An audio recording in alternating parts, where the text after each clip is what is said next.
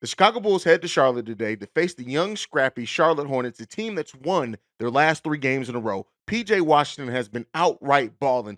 The Charlotte Hornets present a team that has given the Bulls struggles. Young, scrappy team that punch well above their weight. We'll talk about that game. We'll also talk about the updated standings and where the Bulls sit in that. And then lastly, we'll talk about 3 hypothetical trades Bleacher Report presented for the Chicago Bulls to do this offseason. We'll get into all that and more right after this. You are now tuned in to Chicago Bulls Central, your number one place for all Chicago Bulls news and content.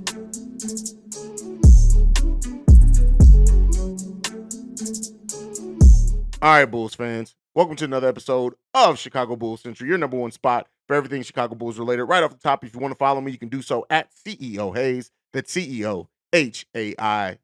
Now, let's get right into it. So the Chicago Bulls face the Charlotte Hornets today, and the Hornets have won their last 3 games. 2 games against Dallas, 1 game against the OKC Thunder. The OKC Thunder, a team that's balling now. Wins against Dallas don't mean as much as what they did at one point in the season just because that team is struggling, but still. You're facing a team that right now is streaking in the positive direction, and it's a young team that is just punching above their weight, that has nothing left to fight for, and those are teams that have given the Bulls fits over the course of this NBA season. PJ Washington is outright balling. The Hornets have also won 4 out of their last 5 games, and in those wins, PJ Washington is averaging almost 30 points per game. You cannot overlook the way that PJ Washington is playing right now for the Charlotte Hornets. Now, with that being said, not everything is PJ Washington. Even before then, Kelly Oubre Jr. was playing pretty well for them as also. So that's another player that you do not want to overlook. This is a young team that may just not realize, hey, y'all supposed to be losing games. And if that's the case, that is a situation where the Bulls just have not played the best in teams that just refuse to go away. And the Charlotte Hornets could be one of those teams. Now, when you look at their injury report and their depth chart, they have quite a bit of players out with injury. Terry Rozier's out. Kelly Oubre Jr. also, who was playing pretty good for them, is out. Gordon Hayward is always day-to-day. His name should be day-to-day because you just never know, even when he does play, which version of him you're going to get. Denny Smith Jr. is also listed as day-to-day on there. So he's another player that's played pretty well for them. So they have their fair share of injuries. But you look at PJ Washington, you look at their rookie Mark Williams, who is now their starter at the center position, and this could be a game that it's not as easy as what you would think it would be on paper for a 26-win team. But keep in mind, Bulls don't have very many more wins than the Charlotte Hornets. I think we got 10 more wins than them.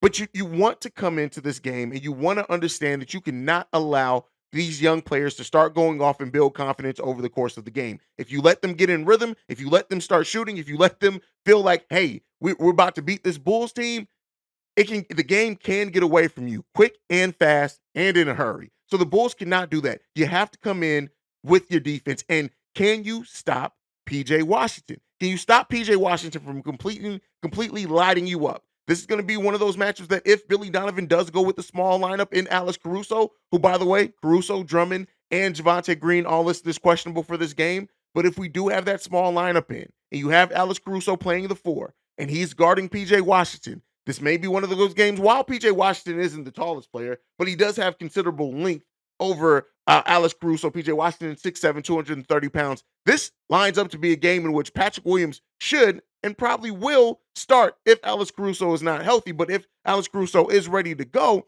the biggest question is Alex Caruso going to be able to disrupt PJ Washington enough? And that's crazy that this is what we're talking about towards the end of the season with the last 6 games left is, can the Bulls stop PJ Washington, of all people, from lighting you up? He started his NBA career lighting the Chicago Bulls up. His very first game as a rookie, he set, I think, the 3-point record for a rookie against the Chicago Bulls. So this is a guy who, if you've been a lifelong Bulls fan, if you've been watching this team for multiple years, you know PJ Washington has gone off against the Bulls since he walked into the NBA. Now, he hasn't gone off on us every single game. That's me being a little bit dramatic, but it is what it is there. The Bulls defense, as it has been in every game from here on out and from really since the All-Star break, can the Bulls defense match the intent and bring the intensity, I should say, that is necessary to win this type of game? I won't call this a playoff atmosphere type game. It could turn into that just with the way that the Hornets could come in here and play. But when you have a team that is this far down, they've been statistically eliminated from the play. I think they were the first Eastern Conference team to get statistically eliminated from the playoffs. You have to come in here and you have to take it. This is not a game that the Bulls can afford to lose, right? You can't. You have to understand the urgency of the moment. If the Bulls don't come out with a sense of urgency, if the Bulls don't come out with a level of play that shows, no, we about to snuff this team out, I'm going to be right back where I was before when I was concerned if the Bulls should even make a play-in game. So I hope the Bulls come in with the necessary intensity. Defense, rebounding, that needs to be where the Bulls hang their hat on first and foremost in this game. Mark Williams, even though a rookie, I'm looking for the matchup with him and Nikola Vucevic. Vooch needs to go to work against Patrick Williams. And if Billy Donovan doesn't have a scheme drawn up that is drawn out to try to take advantage of a rookie. Keep in mind, rookie bigs get into foul trouble typically easily, right? And with a savvy vet that Nikola Vucevic is, we need to use that to our advantage and try to get Mark Williams in foul trouble, right? We need to, Vooch needs to come in and teach the young fella, hey, this is what playing in the NBA is like. So I'm looking for that as well.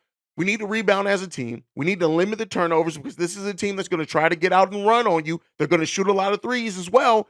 How do the Bulls, do they still shoot volume number of threes? Do they hit that at a decent percentage? How do the Bulls shoot overall, right? These are things that we need to look at from this team. They have to execute in this game. This is really the only quote unquote light game on their schedule for the foreseeable future. The Bulls have to take care of business tonight against the Charlotte Hornets. We cannot have a letdown against this team. We cannot afford to overlook this team just because of how they, like I said, won their three last games in a row and 4 out of their last 5. You do not want to take this team lightly. And it sucks that we have to say that for a Bulls team that has 10 more wins than this team. But we know that this Chicago Bulls team has disappointed before against young teams that just fight hard and have nothing to lose. So, hopefully this team is prepared for that. The big three need to show up as a big three as well. We need a big game from Zach LaVine. We need DeMar DeRozan. Hopefully, and this is going to be a game in which our big three can sit the fourth quarter. Let's get some Dalen Terry time in a win, right? Let's see some let's see some Marko Simonovic, right? That's the way that I need this Bulls team to play with that sense of urgency tonight. I need to see that from this team. Will we? That's the biggest question. That's always been the biggest question facing the Chicago Bulls is will they, right? Will they?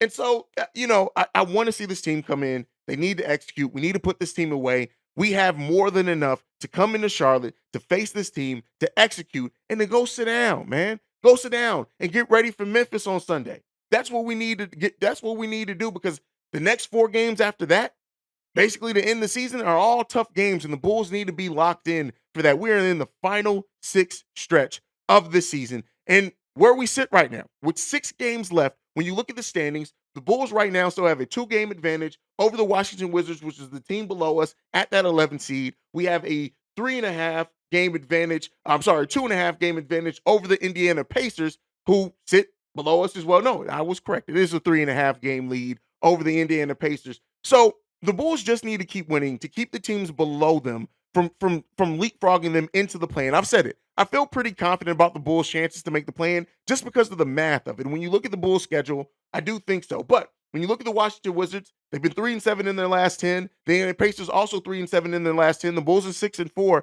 If those trends maintain, the Bulls are going to be able to lock in that playing spot. That's why I have confidence over this team. Yes, they have a difficult schedule. Our schedule is not easy by any stretch of the imagination after this Charlotte Hornets game, but the Bulls have to be locked in this. And so as far as potential still getting to that 9th or 8th seed, really the 8th seed, the 9th seed really doesn't change much for the Bulls. The Bulls still sit right now 2 games below that 8th seed and 9th seed because those 2 teams are tied.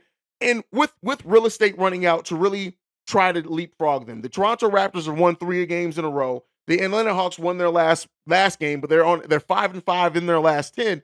It's not outside of the question of the Bulls potentially getting to that 8th spot. But I tell you what, it's just gotten less and less likely. The Bulls would almost have to win out. Now, if the Bulls can win out, if the Bulls can win their next 6 games, which I'm not putting that pressure on them, I would love to see them go 4-10 4-2 in their last 6. But overall, the Bulls just have to keep winning. Their destiny is in their own hands. And so, getting to that 8th seed or not, and the advantage is there. I've talked about that almost ad nauseum at this point. So I'm sure you guys, if you watch me consistently, understand why getting to the 8th seed helps the Bulls in the play-in tournament.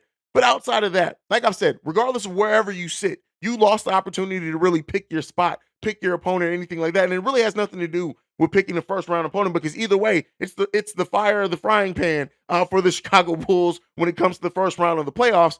The biggest thing is just putting yourself in a situation to potentially have some advantages in that playing tournament. And getting to that 8 seed would allow the Bulls to only have to win one game. Now, can they win that one game is the biggest question right now, right? And so we'll see what ends up happening. We'll see. At the end of the day, it kind of is what it is. The way I look at it for the Chicago Bulls team, they got to win, and hopefully they win as many games as they can. I would love to see them clean the slate for the last 6 games of the season. Don't think it's likely, just because I wouldn't say that's likely for any team to win 6 games in a row. That would be the Bulls' biggest win streak of the season. We can't even get a 4-game win streak going.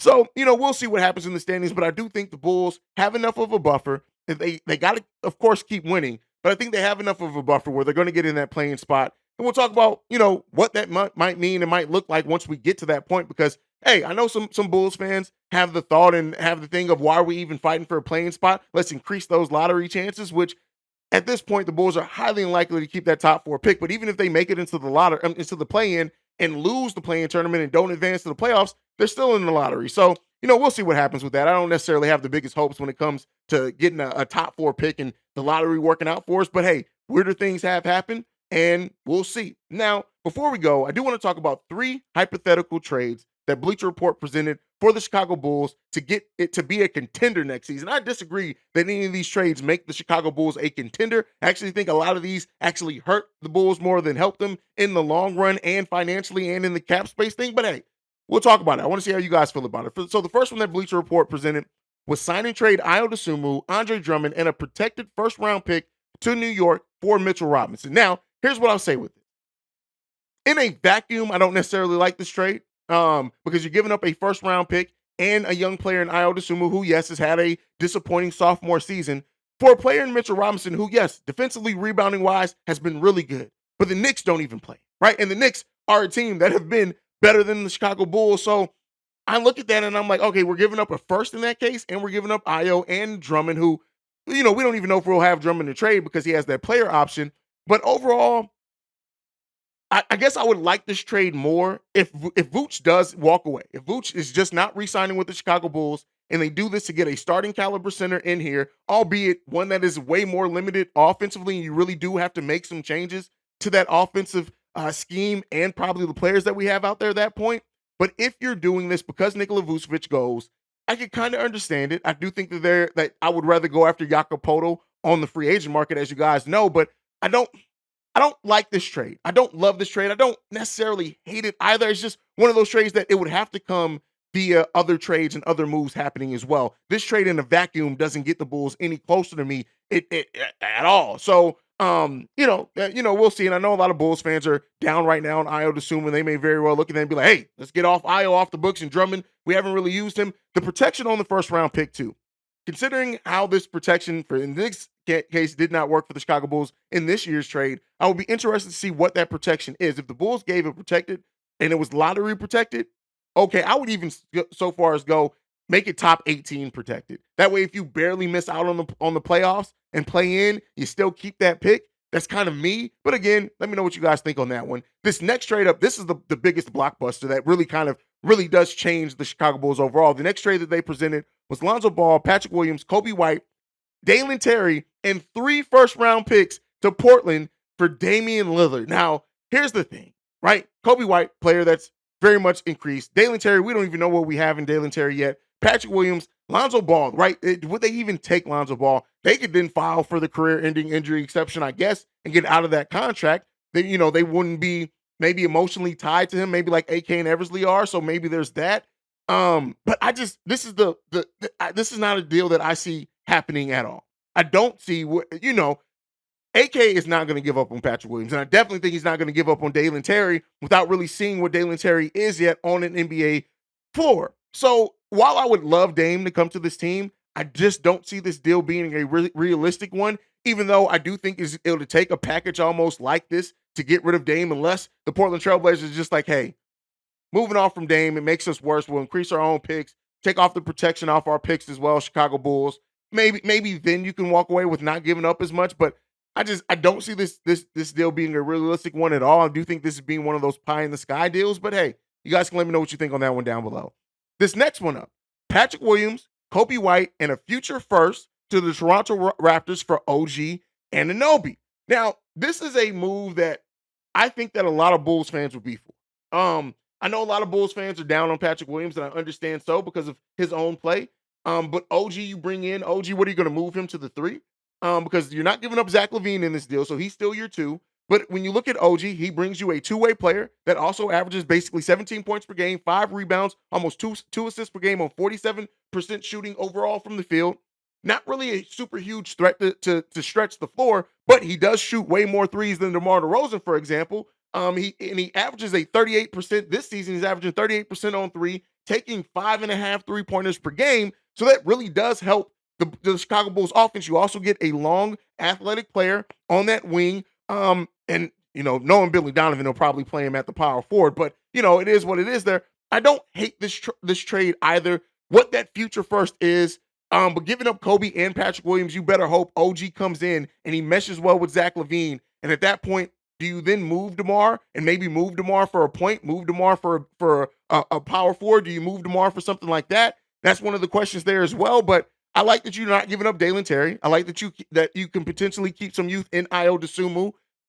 Again, this goes away from Kobe White, a player that I would like to see stay on the Chicago Bulls. But again, it's a move that I do think brings something to the Bulls that's needed. That is a two-way player that is really good defensively and is no slouch offensively and is not going to hesitate to shoot the three-pointer, which comes a lot in this offense. So I don't necessarily hate the trade. I just don't know how realistic it is either. But you guys can let me know what you guys think on these moves down below. That is it for me for today. I love you guys, man. You guys know I'm going through family stuff. I appreciate you guys so much. Steve-O will probably be holding down the post-game, pre-game, and halftime hangouts going down tonight. But otherwise, that's it from me for today, guys. Make sure you guys are following the show at Bull Central Pod. You can send us any feedback, questions, comments, concerns, bullcentralpod@gmail.com. Lastly, if you want to leave a text message and or voicemail, the number to do so, 773-270-2799. We are the number one spot for everything Chicago Bulls related because of you guys. And like I like to end every episode on, go Bulls. Love you guys.